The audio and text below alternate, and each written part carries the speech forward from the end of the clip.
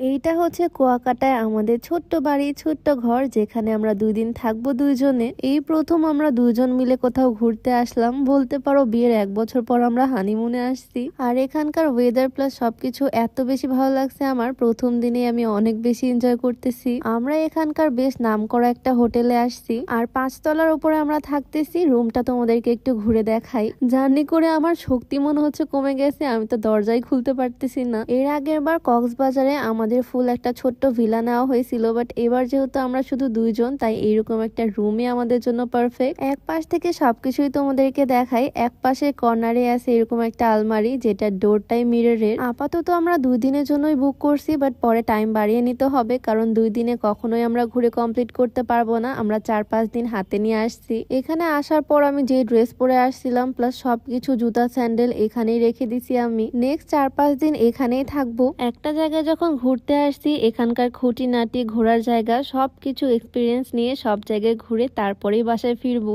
তো দুজন মিলে একটু দুষ্টামি করতেছি। আর এই হচ্ছে আমাদের ছোটখাটো কিউট একটা রুম। এই রুমটা আমার অনেক বেশি ভালো লাগছে, কারণ এক পাশে বেলকনি, আরেক পাশে এরকম বড় জানালা। দুই পাশ থেকে রুমে সুন্দর আলো বাতাস আসে, খোলামেলা একটা রুম। যদিও এই জানালা থেকে খুব একটা ভালো ভিউ পাওয়া যায় না, তবে এই রুমের সাথে যে বেলকনিটা আছে এইটা কিন্তু জোস, একদম বেডের সাথেই। এখানে আসার আগে বেশ কয়েকটা ভিডিও রিভিউ দেখে এখানে আসছি। বাজেটের মধ্যে খুবই সুন্দর। এটা হচ্ছে একটা 3 স্টার হোটেল। আর সবচেয়ে মজার বিষয় হচ্ছে বেলকনি থেকে খুব সুন্দরভাবে সমুদ্র দেখা যায়, এই জিনিসটা আমার সবচেয়ে বেশি ভালো লাগছে। আর এই সি ভিউ বেলকনিটাও একদম বেডের সাথেই। এত সুন্দর জায়গায় 5 দিন কেন, আমি তো চাইলে 1 মাসও থাকতে পারবো। যদিও বাবা এত টাকা আমার কাছে নাই। এখানে থাকার জন্য পার নাইট কস্ট পড়তেছে 4000 করে। বাজেটের মধ্যে আমার কাছে ভালোই লাগছে। এই কর্নারে দেখো ছোট্ট একটা কিউট ফ্রিজ আছে, যেটা যদিও আমার কাজে লাগবে না, তবে যেহেতু রুমে আছে তোমাদেরকে একটু দেখাই। এখানে আছে একটা আইস কিউবের বক্স, আর একটা মজার বিষয় হচ্ছে এখানে ডিমের খাঁচা আছে। হোটেলে এসে ডিমের খাঁচা দিয়ে কি করবো আমি জানি না, তবে এই জিনিসটা এখানে দেখলাম। আসলে কোথাও ঘুরতে আসলে হোটেল রুমে জাস্ট রাতের বেলায় এসে ঘুমানো হয়, সারাদিন তো বাইরেই ঘোরাঘুরি করি। হোটেল রুম গুলোতে টিভিও থাকে, বাট এই টিভি গুলো একবারও অন করা হয় না, তাই ভাবলাম এখন একটু 2 মিনিটের জন্য অন করি। এখন সব সময় ফোন হাতেই থাকে, ওয়াইফাই কানেক্টেড থাকে, টিভির কথা তো মনেই পড়ে না। তো নিচে রেস্টুরেন্ট আছে, সেটারই মেনু কার্ড, চাইলে কল করে যে কোনো কিছু অর্ডার করতে পারবো আমি। এখন জাস্ট তোমাদেরকে রুমটা ঘুরে ঘুরে দেখাচ্ছি, একটু পরে বের হব আর তারপরে রাতে আবার ফিরবো। তবে সারাদিনও যদি এই রুমে থাকি, দুজন মিলে খুব সুন্দর গল্প গুজব করে কাটিয়ে দিতে পারবো।